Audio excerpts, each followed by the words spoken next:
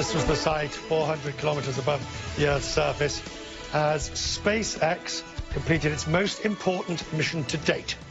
The first commercial ship capable of carrying humans into space that docked at the International Space Station. It's a milestone for an industry undergoing massive change. And if you look no further than the Florida coastline, all will become clear. For over half a century, only NASA was here, or Cape Canaveral, or Cape Kennedy, which became Cape Canaveral. Only NASA was there. And from triumphs like the moon landing and the first space station were launched by the US government from there.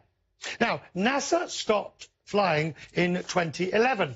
And a private space race has taken over. You have, of course, Elon Musk's SpaceX. You've got Jeff Bezos's Blue Origin, and a crop of other startups have all claimed real estate and takeoff rights from Florida. Anne McLean, for example, is an astronaut living on the International Space Station, tweeted this picture of the ship as it approached. She says it's the dawn of a new era in human space flight. Now, Chad Anderson is the CEO of Space Angels, which invests in these space startups, joins me now. How many of these space events or space ventures actually make money? Yeah, that's a good question. So we are tracking since 2009, which is when SpaceX first had their first successful commercial launch, and they brought the price down considerably, and they published their pricing and brought some transparency to the market. That was really when we saw the barriers to entry come crashing down. Before 2009, there was only a couple of dozen privately funded space companies globally, and today we've seen that number grow to 400 plus and $18 billion invested in those companies over that period of time. So we're still relatively new. The barriers to entry came down not too long ago, and the balance of power has definitely shifted.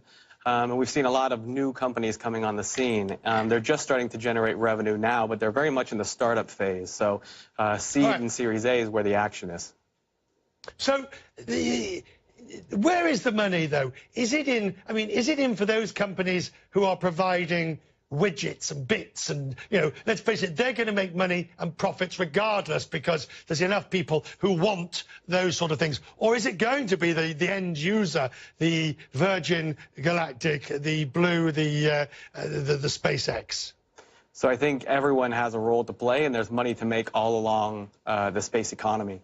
ROI in space is immeasurable. We're just starting to measure it now, but it's enabled the global space, the space economy has enabled the global marketplace that we see today. Its GPS has enabled our financial markets through precision timing, and enables our global shipping channels, you name it. And so space has played a fundamental role, and it's these fundamental shifts that we are looking at and looking to invest in. Launch was the first to get private investment, and that has enabled greater access to space. We've seen a lot of new companies come on the scene, including satellite companies. And we're investing across that value chain as well.